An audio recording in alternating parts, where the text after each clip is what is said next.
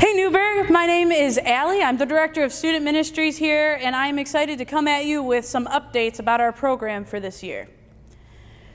As we develop this program, there's been great conversations with myself, staff, and our awesome youth leaders. And our goal is to continue providing a program that serves you and your students throughout this year and through a very unprecedented time.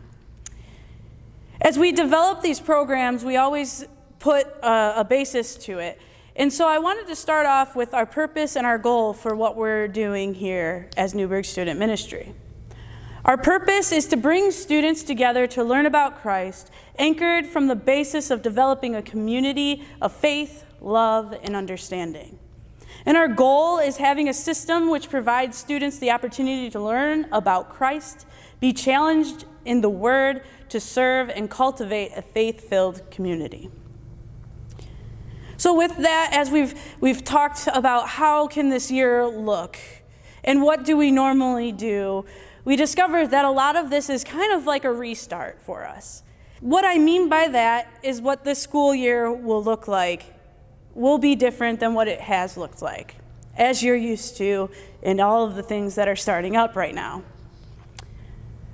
For us, we're actually going to come to a youth group on just Sunday meetings. We'll meet outside from September to October, and come November, due to weather, we'll go straight online to Zoom. We have guidelines that will be in place for when we're meeting in person, and so I want to go over that with you today, but this document is also going to be linked in the description below. So the first thing is our stay-at-home policy.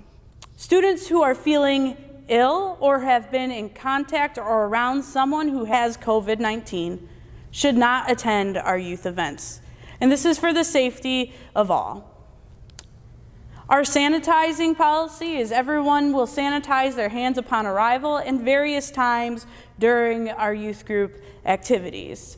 We base our decisions upon what our guidelines are. We are following our Michigan governor's guidelines and the guidance of our health professionals. At this time, we aren't allowed to have more than 10 people in this building, which means that we, as a program, have to be outside. So what does meeting outside actually look like, though? Students should expect to bring a chair or a blanket to sit on. Masks must be worn if you are within 6 feet of another person. They can be removed when you are seated and you're further than 6 feet from someone.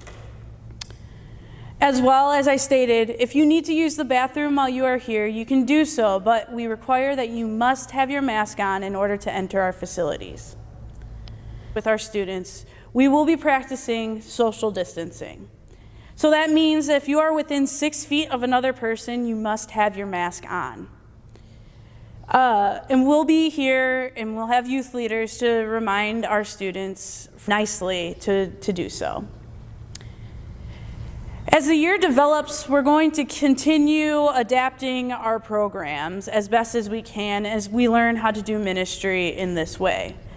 Something you are actually familiar with, if you've been with us for a while, is our concept of care groups. Normally, our youth leaders will be given a few students, and they will show up at events and extracurriculars and in different ways in your student lives. This is an essential part of our program, and we want to continue it on.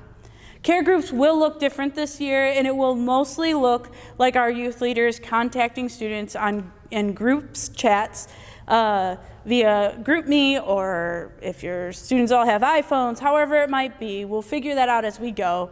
But we want to continue keeping in contact.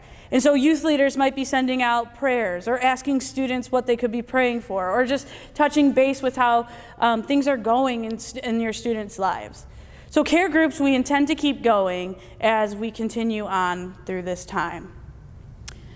Something you might be really wondering about is missions. At this time, I don't have a great update for you on missions, but as organizations give me their information, we'll be discerning that and deciding how we can best move forward as Newburg in the coming months. Another area you might be wondering about is confirmation. Our past class has yet to do their confirmation service, and we promise to be getting that information out to you soon.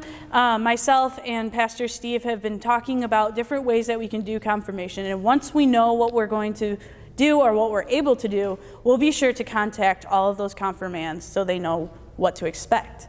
As well, that might beg the question for what is confirmation going to look like for winter and spring. We will be sure to get all of that information out to you as we develop and we continue to see what our path is in this pandemic and our guidelines that are given to us.